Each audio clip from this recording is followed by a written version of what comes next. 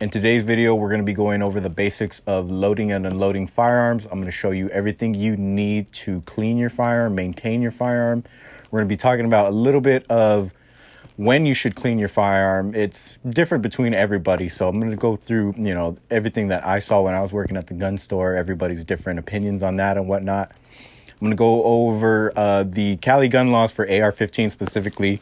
Got my Saint right here. We're going to be going over modifications to certain guns. I got 2 Glocks out here.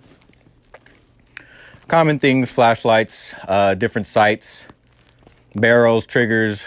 We're going to be going over that with the Glocks, the ARs, and then the 1022. I'm going to show you how to load and unload all of them. So we're just going to jump right into it. First thing you need when you're cleaning a gun is some good oil. I have 3 different kinds. This is going to be Remington oil. Great stuff. Your Lucas gun oil. Honestly, guys, it's funny about gun oil. It's also real oil, car oil, all the same stuff. I love the needle nose applicator. We'll go into that later on. I'll actually show you guys on the Glock in a minute. Another lube. I was never able to find another one of these again. If you guys ever find this Slip 2000 gun lube, this stuff is great. Perfect for slides and actions. This is the mother of all beasts. Get yourself some COP. Cleaner, lubricated, preservative. It takes care of everything. With this, you basically don't need any of these. One shop all, usually, most of the times when I was working at the shop, that stuff was gone the quickest. That's it for, one more thing with cleaning supplies. You're going to want to have some rods, especially if you're in the field with AR-15. I'm going to tell you why in a minute. Rods, patches, as you see, you got a big patch bag. You don't really need this much unless you're doing stuff like me where you're polishing guns and whatnot, which we're going to get to in the Glock 45. Just toss this right here. All right. We're going to go over one thing I want to talk about with Glocks is they can be a little bit unforgiving for newer shooters, meaning you can create a jam if you do what's called a limp wrist. So say if you don't have a great purchase on your firearm, usually what I've been hearing is white knuckles. And I'm not going to lie, it does help with the recoil. You see my hands turning white already. We're going to go over the controls really quick. On the 34, it actually has the extended magazine release, extended slide release. Great upgrades. You can do that on the Glock 45 as well, or 21. It's the 45 ACP. First thing you're going to want to do when you are unloading the firearm, you're going to want to take out the magazine right here. Boom. I'll do it lefty. It's going to be kind of awkward. For lefties, too, this is a good one for you. Usually, you're going to want to use your pointer finger. For my right-handed shooters, you're going to want to do your right thumb up. I'll show you left-handed. It's going to be a little bit awkward.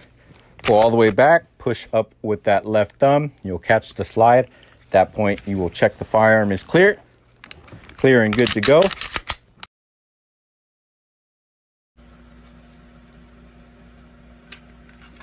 You want to take out your magazine first. Lock the slide to the rear. Check that it's clear physically, visually. Inspect the magazine well. Load up your magazine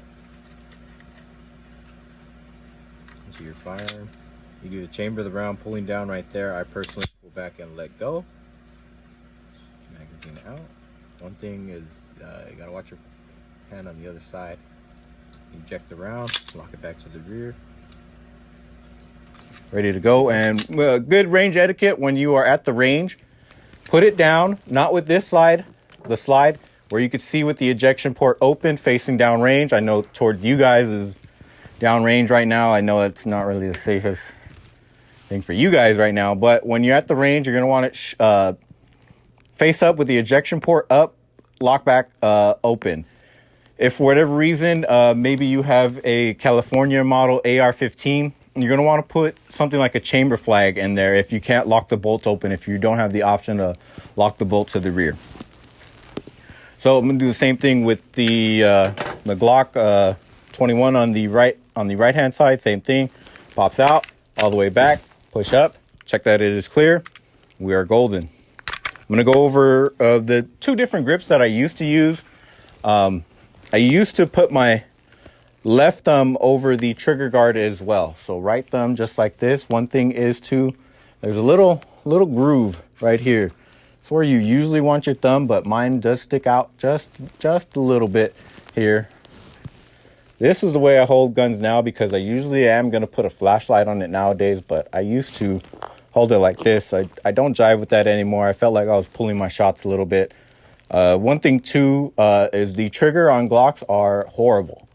Very bad, honestly. This one I did upgrade a little bit. You could do a free upgrade, like I said, with the polishing. Definitely get into polishing. I was gonna take apart that one, but we'll take apart the Glock 21 first, only because there is a extra step that I will go into a little bit deeper. That could be, you know, a little bit troublesome for some people. So what we're gonna do first, we're gonna go ahead and lock the slide back to the rear. Check the firearm is clear. Usually want to put a finger in there, check physically and visually. There's two ways. I'll show you both the ways right now. I'll actually do the other way on the 34. The first way is you drop the slide. You then proceed to pull the trigger. Make sure you're pointing in a safe direction. Pull the trigger. I, with my right hand, put my purchase right here in the beaver tail. With my pointer finger, I'm actually pulling back on the rear sight just very slightly. And then there's these two tabs right here on the Glock that you're going to pull down. So you're going to pull back slightly, pull down on those two tabs. It's going to release and your frame is taken apart. This is your recoil guide rod. Now, if you are a new shooter, I would say upgrade this probably first. It'll take away that limp wristing the issue. Get yourself like a 13-pound spring and a steel recoil guide. This is why I hate Glocks, guys. This thing comes plastic. Get yourself an XD if you're not about that plastic life. Glocks are good for, you know, some things. I personally can't jive with a gun that you need a upgrade. I got it for a steal, so I purchased it. Go into that later on. The one thing I did with this barrel is I actually polished the chamber for better feeding. I do a lot of 45 reloading, certain hollow points. I use Hornady XTPs. Some can have feeding issues, so just two, I polish the chamber. So we'll go into the other way to take apart a gun. Boom, it's down. I'll actually check again really quick. Always check, double check. We're looking good. So the other way is you actually pull it back first, pull down, and then it comes out, and then you pull the trigger, and then comes apart. Same thing pretty much. So the Glock 34 is a little bit more dirty, so we'll actually clean that one for you guys really quickly. I'm going to go ahead and put the 21 back together. I'll show you guys the little difference between the two. So really quickly, the gun barrel goes into the slide just like so. You'll feel it meet up. The more rounded edge goes into the front of the frame. The more squared off edge will go into this little recess right here into the Glock. You'll hear it snap in. I get a close up of that. Hope you guys see it. I'll do more close-ups. And boom. You line up the slide. Now here's where the 9 mils differ from the 45 and the 10 mil. Is right here. This is your not extractor. It's actually it sends the bullets out that way. I'm sorry, guys. I usually know these parts, but right here you just got to make sure it clears it, and then it gets onto the metal railing. Rack it a couple times. Hit the trigger. Pull back. Check the reset. We'll go into resets in another video. That's a whole different ball game. Put the magazine in. Drop this one off to the side. Yes, I'm in my Crocs. Deadpool Crocs. That's right. Up close of the takedown. These are the levers you're going to have to pull down right here. You have to do it on both sides. Here. So the trigger's been pulled, but we're going to check it real quick. Gun is clear. Pull the trigger. Pull back. Just like that with the pointer finger in the sight. Pull down on both the tabs and it'll come right off. There you go. We're just gonna take it apart. push forward, comes right out.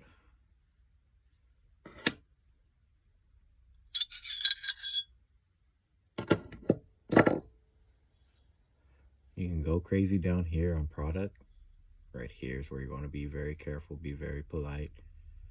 Anything in here could cause the spring to actually jam up. You don't want to get much cleaning product in there. My patches up.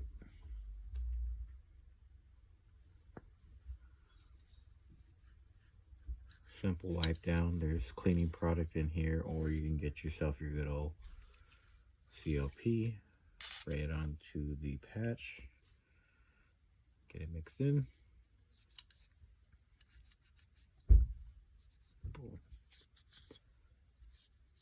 I'll go over bore snakes. This is how I clean my barrel typically. You could do the patch method with the rods and whatnot, but I use bore snakes. I just couldn't find them for the video, so I'll do a separate one on that. But not bad at all. The rifling looking pretty beautiful. Family's gonna come in here right now, so let me finish up this really quickly. Boom. Don't really have to clean that race connector or the connector right there. I don't have the race connector. Just want to keep it, you know, nice and dandy. And then here's where you really want to put the oil on the metal contact.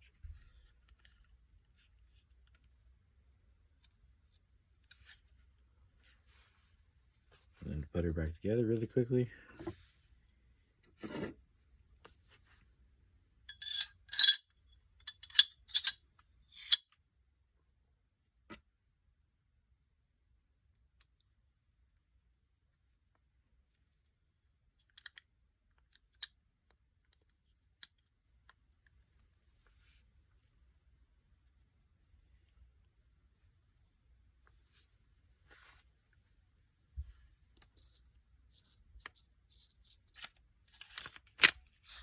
And then that's the difference on the 21 right there, the ejector.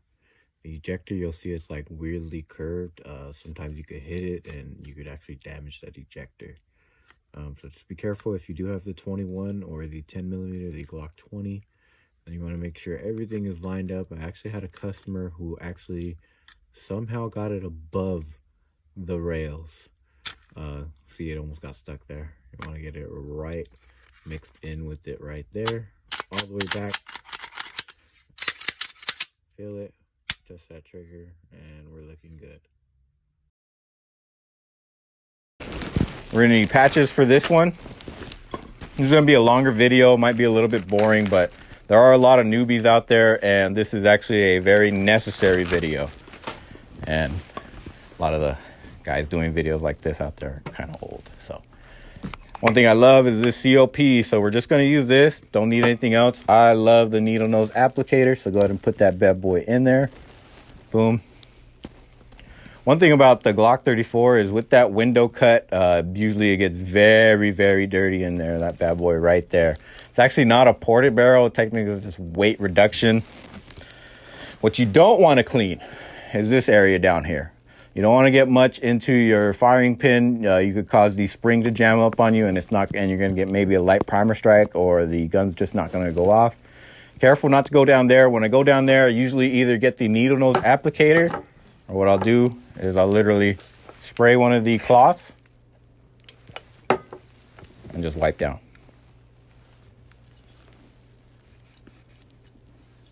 Nice and freaking dirty, of course. So let me go into, how often you should clean your gun. Like I was saying in the beginning, it really differs from everybody to everybody. The people from the military that I worked with, they clean their guns after every shoot, no matter what. They're cleaning their guns right after. I really wanted to see how. I guess I'm just lazy. I didn't clean actually the Bursa. Oh shit! I almost cocked the hammer. Be safe, guys. Yeah, dummy. Clown.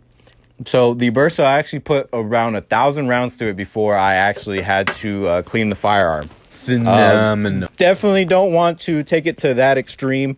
I was definitely seeing spitting issues. I looked down the barrel, and I mean, it was just caked in absolute fouling. Sorry, a little bit parched here. Caked in fouling. It was seeing accuracy issues. Like I'd be dead on center. It's coming down all over the place. Another thing too about ammunition shelf life. I've used 50-year-old ammunition. It's no problem. It's just probably going to be a little bit dirty. You got to understand gunpowder does get affected through moisture and other things like that. You just want to keep it in, a nice dry place, not really too hot and whatnot. So down here, just really, really quick little clean here.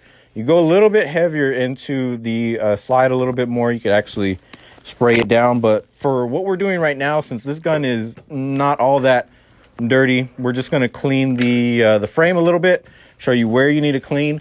Usually, since the bullets are going to be coming out right here, and that's where all the main combustion is happening, you're going to see a lot of fouling in this area right here and a little bit in your magazine well. Just get that part cleaned out. As you can see, my I believe it's called the connector, the trigger connector, something like that. It's actually pretty black right now. So I'll get definitely more zoom in pictures with the tablet, and we'll go from there. Again, I'm not going to spray directly on. I'm going to spray on a couple of patches. Got a little bit messy there.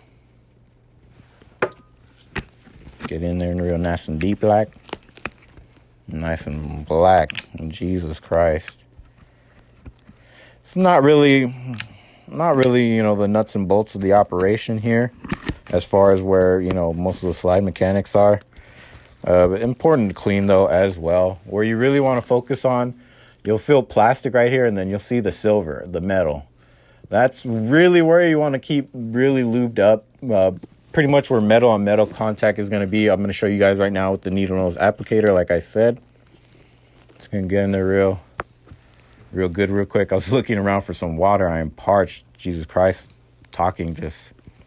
I'm not going to lie. I used to not be a very social person, and sometimes talking, it does take the life out of me. I hate to say it like that. Needle nose applicator. What I'll typically do is just put a little dabble right there in the back.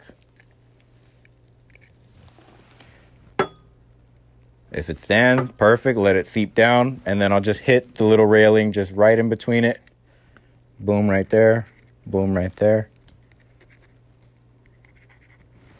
And now that we're going to put the gun back together, like I said earlier, number one thing to change out is probably the recoil guide spring. You get like a dimple barrel if you want that Gucci Glock, Get yourself that gold dimple barrel and whatnot. It's cool, but I don't see myself spending $1,000 on a Glock personally.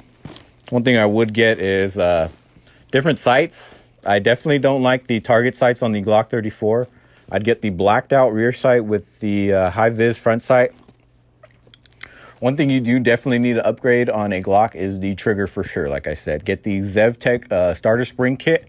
Does take a little bit of maintenance. You're gonna have to take off this back plate and completely replace the firing pin spring and take off the connector as well. However, 100% better trigger. No comparison whatsoever. So let me just get this bad boy back together, show you guys how it sounds. It even felt smoother just when I did that. And then the flashlight. So I went with cheap flashlight on this one. This one's actually the True Glow. Not the best in the world, but for what it's worth, flash you guys real quick.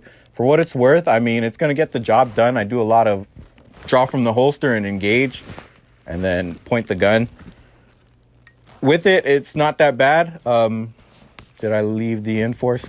And then for the Glock 21, I took it off so I could show you guys the difference of grips. But on the Glock 21, this is the way to go. You get yourself an Enforce. I only went with the tan one because it was on sale. This one's a lot brighter. Can't go wrong. Beautiful flashlight. All right.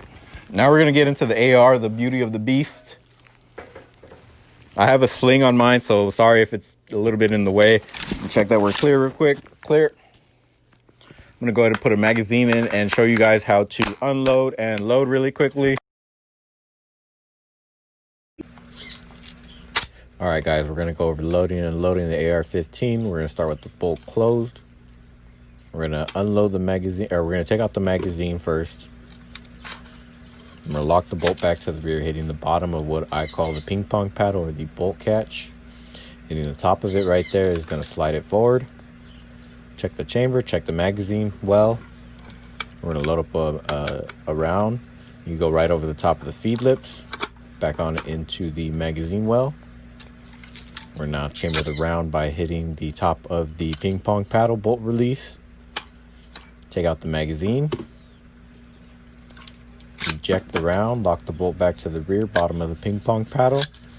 Check once again that we are physically and visually.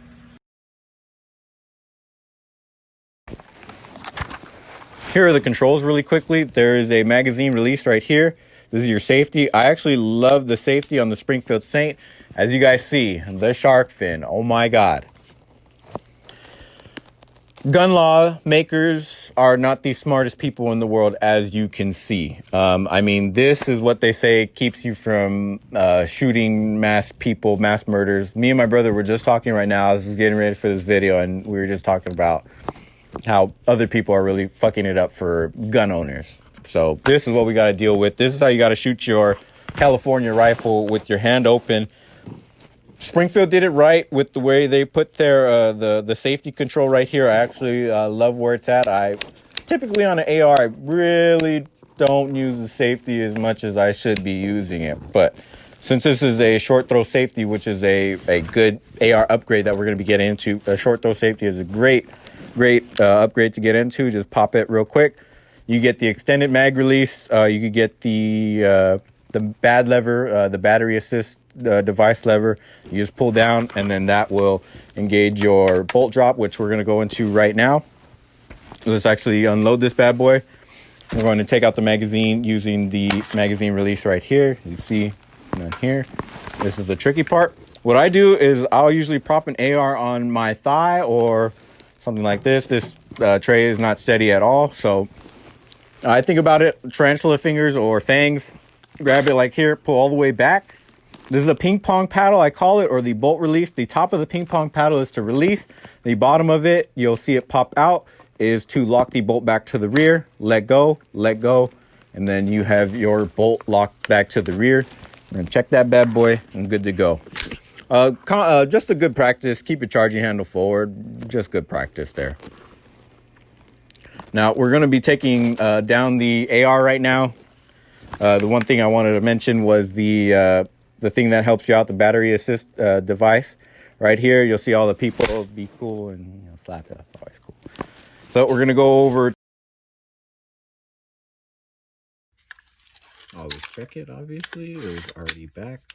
To take down an AR, the bolt does have to be forward. It cannot be in the stock. I'll just show you really quickly. Back there. Take out your pin. It's obviously in there and it's not going to come up. So let's go ahead and drop the bolt. Pull it forward. See, she comes up. We're going to take it fully apart. Push that pin. Pop her out. Some are very, very stiff. So I'll typically spray some of that Slip 2000. I'm going to be showing, or that's in the video. I'll spray the Slip 2000 actually on these bad boys, and it'll clear them up. If you do have trouble, you're going to want to go ahead and get a non-marring hammer and whack them out. And you should be able to get a thumb in there or a little nail and pop her out. For the bolt carrier, pop that bad boy out. Bolt comes out. Charging handle. Not much oil is needed in here. Where you want to oil, kind of get it on the underside right here. And same thing right here. All underneath there. Try to get as much dirt out. That's where all the gases is coming out. You could get a piston AR, which is a expensive upgrade, but very worth it. Less maintenance for sure on cleaning in here, because it could be kind of a pain in the ass. And this is where it's still a little bit dirty. That's where you really want to keep her nice and clean in there. Like I said, there's a kit. I don't think it is BCM, it is GG&G, and it goes in there, and then you could twist her around. And I use bore snake for cleaning. This is my flashlight. It is by Smith & Wesson. Went over the AR really quickly. Muzzle brake, not a flash can. I didn't actually go over that. Muzzle brakes only on these bad boys. No flash hider. This is a sling mount. I actually did have to buy the extended or the Picatinny mount for the M-LOK rail to get the RSA mount right there. I'm going to go ahead and show you the lower really quick, then I'll put her back together. As you see, the bolt catch, when you push it down like that, you're locking it to the rear. Pushing it like that is going to release it. Nice flat trigger. So we're going to have to pop these bad boys open. Meet them up. Or getting ahead of myself here. Look at you. So in the video, I was showing you guys that if it's closed like that, it's not going to go in. So you give it a little flick, or you can kind of like turn it like that. You gotta get the charging handle in here. See, there's like a little spot where it mates in there. Just off camera real quick. They're in there. Bolts in there. More looking good. Meet them up.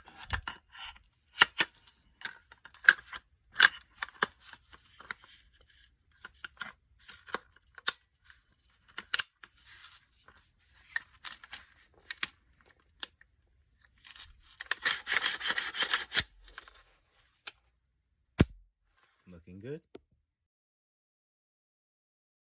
Taking it down, here are your takedown pins. It's so simple. Boom, boom. Take that bad boy out. At that point, it'll come down, but we're going to take it fully apart. Separate it completely. Take off my sling. And take off the sling from the rear. So this was it's very bad. I got it locked right here. This was a pain in the ass to put on because of that damn fin. I thought this came with the little push pin where you could put the sling in there, but it didn't. So I actually had to change out the whole the receiver end plate right there to have this. I believe it's GG&G. It's a sling swivel mount kind of thing. Have it on this side. I wish it would come through both sides, but you know, with that stupid fin there, California, you know. Cool thing about the Saint though is that flat trigger, thing's on point. Put that off to the side. Put my sling off to the side. We're gonna go over pulling out the bolt now. Same thing. You're gonna need to. There's a little on the charging handle. Hope you guys could see it. There's a little thing right here. Another cool upgrade is ambidextrous charging handle. You don't really have to worry about tarantula fingers at that point. Pull back on the bolt or the charging handle. Then you're gonna take out the bolt carrier group just like so. Charging handle comes right out. And now we have a stripped upper, just like that. Common things that go wrong with ARs are the extractor. I just recently took this gun out to shoot reloads, but while I was shooting the standard factory ammunition, one thing I didn't do before we went out was I didn't lube the firearm. And I got it stuck around in the chamber, and that thing did not come out. And that's where having a rod to put together and go down the barrel is key. This is actually for 4570, the lever gun in Call of Duty, big boy. So now what I'm going to get into is the upgrade on the bolt carrier that you can do. Commonly, it could have been that I didn't oil the gun, or it could be that this extractor right here didn't do its job pretty much. And that's another thing you want to clean on an AR. This one is actually clean from the, you see how that thing went in right now? I'll go over that right now when we're putting it back together. It is still a little bit dirty. So I obviously didn't do a good job. But for the AR, I would actually rather use this gun slick stuff. Just a little bit more slicky, I guess you would say. So, you know, just basic cleaning. You don't really have to do much with the charging handle. One thing you do want to get into is the good old rails on here. You could see them. Not really the greatest from where you guys are at. I'll try to get some more close-up pictures to insert like up here and go from there. But there is railing right here. Typically want to get it with this or the gun slip lube. Since I don't have the needle nose applicator for this one, I really don't use it as much anymore. So I'll just get in right here, a little rail right here, a little bit right there where the metal is going to contact, and a little bit right here where the bolt carrier comes into contact with it. And then the other thing you want to clean, there's a cleaning kit. I think it is by BCM as well for the, that's the extractor upgrade as well if you want to get that and not have that problem. The extractor from BCM, the extractor kit. And they also sell these little, like, it's basically like a patch, and you stick it in your chamber and you're able to twist it and clean it out. That thing is pretty necessary.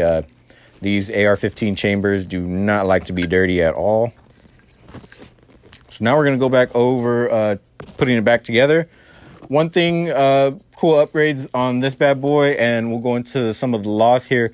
You cannot have the vertical foregrip, but you can have the angled foregrip. So you can't have your Merc foregrip or your Commando foregrip, or you can have the Commando foregrip. You can't have the Merc or the Ranger foregrip from Call of Duty. Common upgrade is a flashlight. I swear you got to have a flashlight on this one. This one has three modes: flash, low, and high. The strobe one is the one that I typically keep it on, ready to go, blind the shit out of somebody, and then you're ready to engage. Common upgrade for ARs is different sights. I got the standard Springfield Armory sights on this bad boy. The one thing I didn't like about this Saint is that it didn't come with the full Picatinny rail across, so I can't have like I could have an optic up here, but I can't have my offset sights. I could take off this one, and I don't know if that has it does have a Picatinny out, so I could take off that one and put the offset mount, but I'm just going to keep this one full irons since I have the LWRC with the optic on it already, and then the 1 o'clock offset mount, so that's when you see the operators going like that in the game. So we're going to put down my sights, put this bad boy get back together. I'm going to show you a common thing that happens when you're putting back together an AR. I'll just show you the mistake really quick and then show you how to fix it. So your AR BCG is like this, and you go to put it in, and oh no, what's going on? So what's happening is it needs to be out. So what you want to do is just flip it like that. Now it's ready to go in there. I don't know what's blocking it, but just years of experience. You don't really need to go crazy cleaning down here. If you're getting muck, a lot of gunk in there, that's fine. Clean that up. You can see I got a little film layer of oil from when I did clean it. Definitely upgrade the trigger on an AR. It could be better for sure. I'm not gonna lie, I'm a little bit of a baby when it comes to the trigger. This one is like I said, pretty on point for what it is. Common thing to upgrade as well is getting the anti-walk pins. I can see these ones are kind of coming out a little bit. Little fuckers. Anti-walk pins, can't go wrong. So we're gonna put this bad boy back together. Boom, I'll put it back down together like that. Put in the front one first, then get the one in the rear. We're good to go. For a 16-inch barrel, you only need a red dot. My buddy also has a 2-9 scope on his, and we're shooting at 100 yards all day. You can still do 100 yards with the iron sights or a red dot optic, but if you want to take it out a little bit further, definitely get yourself a 2-9. With a 16-inch barrel, I mean, you really don't really need all of that. Put this one on the floor really quickly. I'm gonna just clean up the table really quickly. Let's put this off to the side then. All right, we're gonna go over shotgun now. Once I get everything cleaned off to the side. Shotguns are very, very, very low maintenance. I mean, if they're sitting in your safe for too long, that can be a problem. You're definitely gonna wanna get like a dehumidifier or throw some incandescent packs that you get from like packaged jerky or something like that. Throw some of those incandescent packs in there. I have, out of all the guns I own, the most I own are shotguns. Can't go wrong with the shotgun. I usually stick with Remington. I was about to purchase the Mossberg 940, the semi-auto. I only have a 20 gauge semi-auto, and it's a little beat up right now. I'm still trying to fix it. So these are actually my slugs, so these ones won't be touched. These are actually dummy loads right here. As you see, it says dummy. So it has everything in there, the wadding, the pellets. The only thing it doesn't have is a powder charge nor a primer. So usually the way we do it when you purchase a gun in California, you actually have to show the gun store employee that you know how to load and unload the gun, which is the main point of this episode as well. Yeah, dummy. Always using dummy rounds, of course.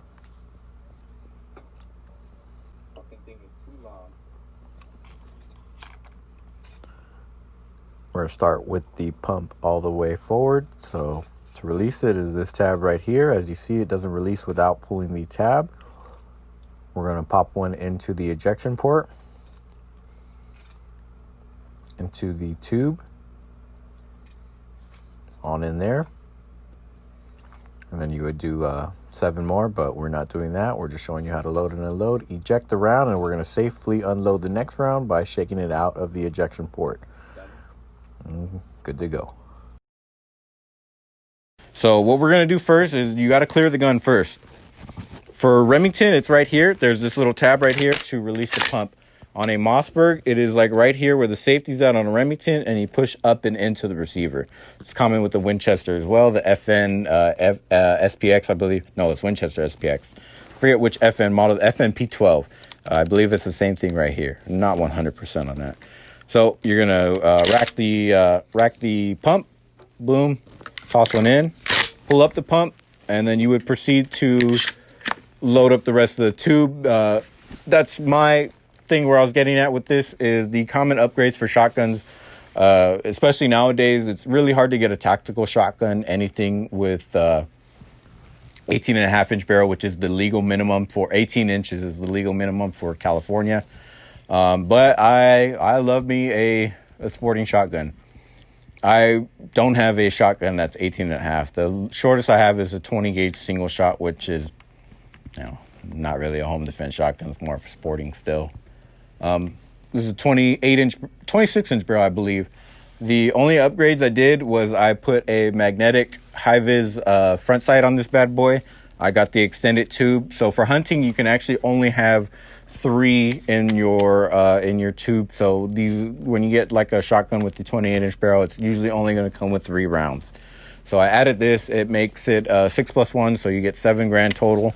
Always got to have a sling. Typically, I like I want to get the one where you could put the Velcro on the side and then you would load in over the top. You would come in and over. With this one, typically I'll grab right here and toss one in. It's a whole different ball game. For shotguns, very low maintenance. I forgot I had the dummies in there, and that's why we always check. Boom. That dummy comes out. One thing too, I'll go ahead and load it back up really quick and show you guys something really quickly. Little word of caution for shotguns. This thing's coming up. That's why you want the Velcro on. As you see, this thing was coming up on me. One thing about shotguns is after that round comes out, shotguns are known for slam firing. So if you go nice and up and hard like that, possible let your gun off. There's actually an Ithaca model. It's literally the slam fire model. So be careful. One thing, when you don't have to rack the round out like that. When it's in the pump right here, you can actually rack it right there and just shake the fucker out. Boom. It's actually the safer way to do it with the shotgun. Actually, can't go wrong. Put this bad boy down. I was gonna go over taking this one apart, but since I have the extension on it, it's a little bit more of a pain in the ass. The spring's gonna go out flying, so we're not gonna touch on that one. Oh, where's my 1022? This little guy is basically the Glock of 22s. But the only thing is you don't have to upgrade it out of the box. This thing is ready to go. This is a $200 22, basically standard. You get your, it comes with the rail on the top if you want to put a scope on there. Honestly, this thing is dead on. These sights are perfect. You can do so much stuff with this. The only thing I want to do really to this is put it in like a P90 stock or a Tommy gun stock.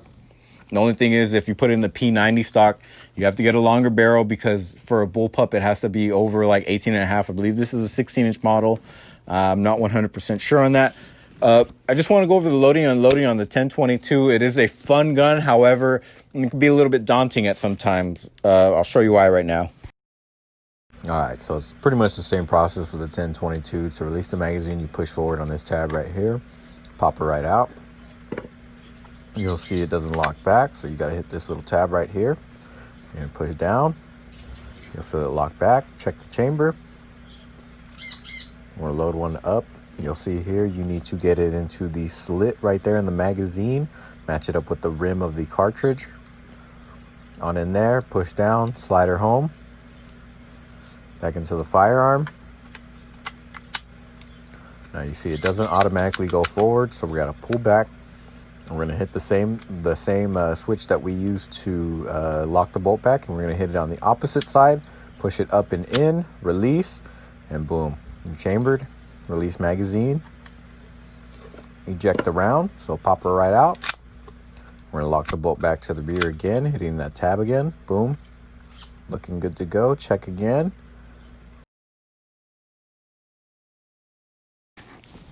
Typically on most, I'll just show you with the AR really quickly. Typically on most firearms, when you pull the bolt back, it's going to lock it back to the rear. I didn't actually go over loading and unloading the... I did actually go over the loading and unloading, but not this part. So usually on firearms, if the magazine is in the firearm and you just pull all the way back, the feed lips are going to catch the bolt to the rear. On the Ruger 1022, it doesn't actually do that. And again, you slap that bad boy. On the Ruger 1022, it doesn't do that actually when you pull it back. You can get the part for that, and like I said, people can spend upwards of $1,000 on these 1022s. I mean, so much fun. So we're gonna go over loading and unloading. Put this back in here really quickly. Boom. So the lever for the magazine catch is right here. This is actually your bolt catch right here. We're gonna go into that right now. So you're gonna push forward, gravity will take over, push it out. If you have a little bit of issue, there's a lip right there that you could pull it out. To lock the bolt back to the rear again, prop it on your thigh. You're going to pull all the way back, and there's this little tab right here. You literally, the best way I had so many customers when I was working at the gun store, they have some sausage fingers, and like literally they're having so much trouble pushing that little guy down right there. It's just down, in. Here's the hard part. So at this point, you would load up your 22. Boom, goes right on in. And at this point is usually when there's a round in there and you pull back the bolt on the AR, the gun is going to rack and go into battery. On the 1022, that is the common thing that you want to upgrade, is you can actually get the part that'll make it where you pull back and there's a round in there and it'll go forward. So what I tell people to do is usually a little pinky, and at the top of it, you'll see like a little circle right there, a half circle. You're going to want to push that and up and into the receiver till you can't see it anymore. You'll let go, and now you are ready to rock and roll. Like I said, common upgrades. You're going to want to get a trigger. You don't need a trigger for this bad boy, actually. This thing is not bad at all. One thing about triggers and firing guns like 22s is you don't want to dry fire the firearm. Pretty much every gun but the 22. The shotgun is fine. Just don't do it on over-under shotguns or break-open shotguns. The firing pin could like really crystallize. Smaller guns too, like a little 25 ACP. You really don't want to be dry firing those bad boys. I had to repair like 225 ACPs. Not the business at all. Trigger, always good. Go with the Volquartsen. Great bad boy. Put this in a different stock. You could get different barrels. You get the heavy barrel. The one that I want to get is the Hunter stock. I don't need a takedown. Definitely don't need a takedown. We're going to go into my M1A, or the EBR as you guys know it. This is the Scout model. So I got the 18-inch barrel with a mean old muzzle brake on this bad boy. These iron sights were dead on at 100 yards. The first shot I put down range was actually on steel. Got your sling mount right here. The Picatinny mount is a little bit further up. That is because it is a Scout model, and this is a Scout optic. It's a 2 to... Oh, it's a 2 to 7. I thought it was 2 to 9. 2 to 7 Scout scope. So, I mean, you get out there to 600 yards, no problem with this bad boy. Still haven't really got it sighted in yet. We went to Hodge Road, and where we went, there was all kinds of people just coming in around us. And I'll get, if you guys want me to do a video on etiquette when you go out to, like, the desert and whatnot, if other people are around, because let me tell you, I had some dummies out there. I'll give you an example really quickly. While I was shooting, I mean, like literally, so let me just check the gun really quickly. While we were out there shooting, I'm like shooting downrange, and that's one thing about a vest is it's a little bit hard to get into. You gotta figure out where the vest is, and so let's get into the story. I'm shooting, I'm downrange, I'm hot, I got hearing protection on, so I can't hear much. And I kid you not, they had to stop me because this car was coming in, and he was gonna drive right in front of me. More on that later on. If you guys want more on that story, definitely hit me up. So we're going to drop this. An M1A, this is the ABR-14 or M1A Scout model by Springfield Armory. It's almost like a AK-47 where you have to rock the magazine in. So you have to come in at an angle and then rock down. So to take it out, you're going to want to grab this bad boy right here and then just rock it out like that. Pulling back on the op rod or charging handle. And this is your bolt catch right here. One thing about this gun is this thing has been in service for, well, not this one specifically. The 30-06 version of this gun was in service. The M1 Garand, and that's where you get your Garand thumb. This is the one where you put your finger down in there and you can really F your shit up. Tried not to cuss there, and it happened anyways. So boom, you pull all the way back. You're going to hit this tab right here. It's going to lock it to the rear. You're going to check this bad boy. It is clear. Basically, don't really much maintenance on this bad boy. I do need to get some cleaning in there. Let me get a patch really quickly. You could see the railing in here. I don't know how well you guys could see it, but I could feel it right here. Definitely want to get in there. Definitely need some oil on this bad boy. I wasn't going to clean this one for you guys, so I'm not going to get into that. But as you see how far away the scope is from my face, that is because on this model, you need to get what's called an extended eye relief scope because it is a Scout optic. So definitely need good scope on this one if you want to get out to like 600 like I do with this bad boy. So I got some wild cards for you guys.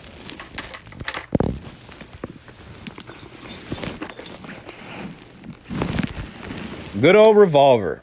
Now let me tell you, this bad boy, I could hit a 100-yard plate with this little guy. That's roughly 2-inch barrel. Something about this 357 is on point. I guess I just got that recoil control with the rubberized grip. Not the greatest thing for like speed draw. However, there's a reason why rubberized grip in the game actually slows you down. That's because it gets caught on everything. Like I'd have it on my waistband and trying to pull it out most of the time, that rubber grip. However, for a 357 recoil, I mean, it's literally like non-existent. So to check the gun is clear, you're going to push this forward. So you push it forward, and on the other side of the gun, you're going to flip it out. Now, one thing I always see people do is they load the revolver like this. Typically, what you want to do if you want to have very control over the gun, you want to flip it out and then change it into this hand, and then you're going to want to load like this. A little bit easier. I love revolvers. Revolvers are great for first-time shooters if you're not really jiving with racking back the slide. I recommend a revolver. The only thing is there's no safety on a revolver. I mean, you got to be on your shit with the revolver, especially if you're going to be cholo carrying it like how I used to. Might shoot your you-know-what off. So that was one wild card. Great first-time gun if, you know,